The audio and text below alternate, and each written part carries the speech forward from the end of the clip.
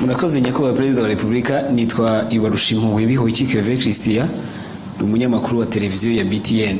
Ukwezi kwa karindwi mwaka ushize habayeho gahunda yo gufunga insengero zitarejuje ibisabwa. Izo bitakundaga zirasenywa, ariko hari izindi zasabwe kugira ibyo zuzuza. Hashize amezi 6 bavuga yuko hari ibyo basabwe kuzuza.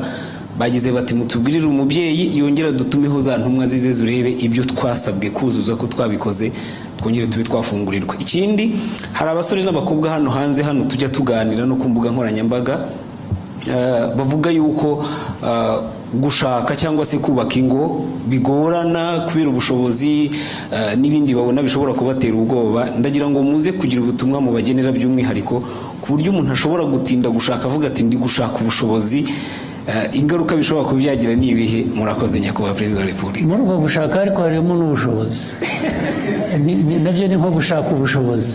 Iyo ushaka bavuga ko hari igihe ubushobozi bugorana. Umusore ati sinakuzana utazicirwa n'inzara n'iwanjye, umukobwa ati nanjye singiye kuza kwicirwa inzara n'iwabandi.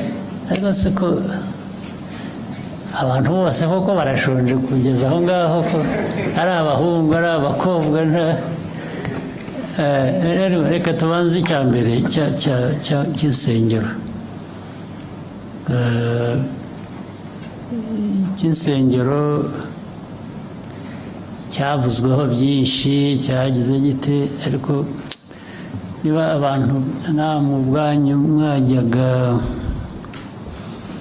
ndani mu mizi y'ikibazo mukagisesengura, kwanza ntabwo numva impamvu insengero zigeraho zigomba kuba ikibazo. Kandi ubanza biba mu Banyafurika gusa, sinzi ko hari ahandi insengero zaba ikibazo. Ubanza ari naho bwa bushobozi butakariraga, bwa bundi bavugaga n'abadashakana, abantu bigiriye mu bintu biraho by'icyuka, nawe bashoramo ngira ngo bifuza kubarangaza gusa ngo Abanyafurika murindagire mujye mu bintu nk'ibyo ngibyo.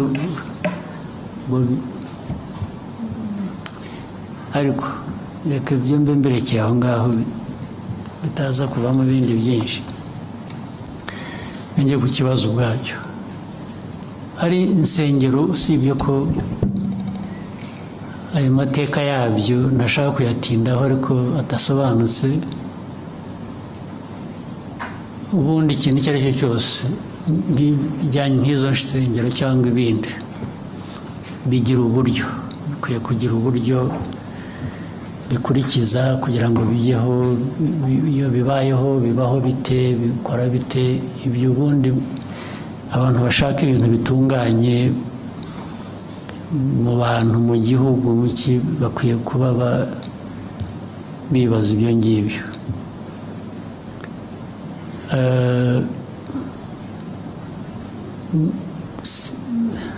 Ngira ngo mu byo wanavuze uremeranya nuko abo bantu hari ibyo bagomba kuba bujuje batari bujuje, noneho bakaba barabyujuje. Ubu ikibazo gisigaye ni ikindi, ni ukujya kureba niba noneho byuzuye. Nta nubwo bavuga ngo badusabye kuzuza iki kandi kidakwiye kandi atari cyo cyangwa iki. Nuko bemeranya nibura n'ibyasabwaga gusa bakaba barabikurikije, abantu bakava mu kajagari. Nayo ibintu byari akajagari, ntiwabyirengagiza, ni ukubyirengagiza gusa, ariko akajagari kari gahari karakabije mu bintu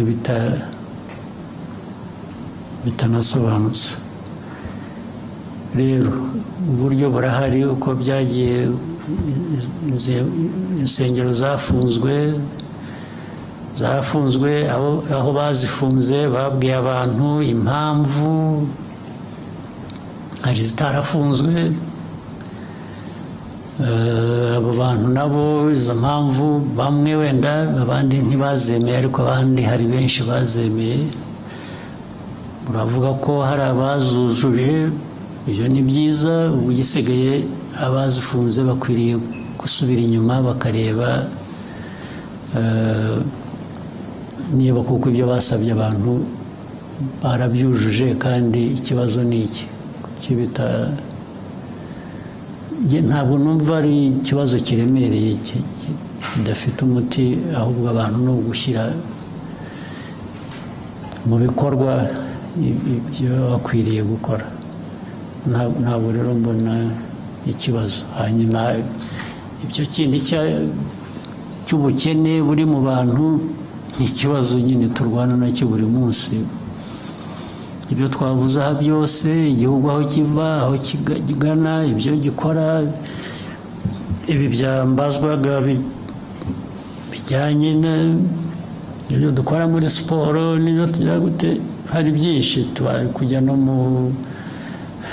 mu buhinzi n'ubworozi, tukavuga ibikorwa remezo, biriya byose imari ishorwamo ni ukugira ngo abo ngabo bashobore kugira uburyo bagira ikibatunga. Naho sinibwira ko uko banabivugaga cyangwa uko nabiheraho, ntabwo nibwira ko u Rwanda noneho dukwiriye gushyiraho fund, ingengo y'imari kugira ngo dufashe abashaka gushakana babuze amikoro. Ntabwo twabivamo, ni ukuri. Ariko ibi byose, ibikorwa bindi byose, ni ukugira ngo buri muntu aho ariho hose, yaba ari ushaka cyangwa hari n'abatashaka gushaka, nabwo bagomba kuba bahari. Ntabwo bose abatarashaka, ntabwo bivuze ko ari uko babuze amikoro, hari n'abatabishaka. Ariko buri wese, ari ubishaka ari utabishaka, azagerweho no kugira ikimutunga, no kugira uburyo. Niyo mpamvu dukora ibi byose. Ndetse ikimenyimenyi kukwereka ko turagerageza, igihugu kiragerageza.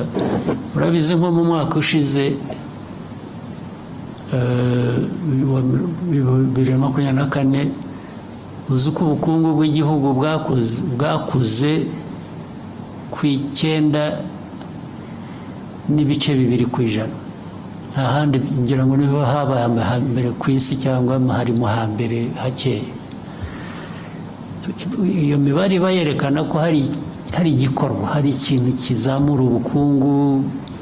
Kandi nk'uko tubivuga iteka, ubukungu bwacu buzamuka bushingiye ku bikorwa bigera ku baturage. Ubukungu cyane cyane bwagiye bukura bushingiye kuri industry na services, ndetse n'ubuhinzi n'ubworozi bwarakuze, bufite ibice bwakuzeho bigaragara bitari bisanzwe.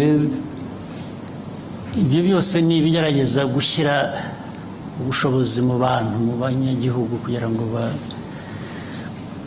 naho ubundi ariko hari abacyari abakene, hari abakene, ntawe ubihakana. Ariko niyo mpamvu tugomba, bimwe navugaga, mu byo dukora tugerageza kwihuta, tugakora ibishoboka byose.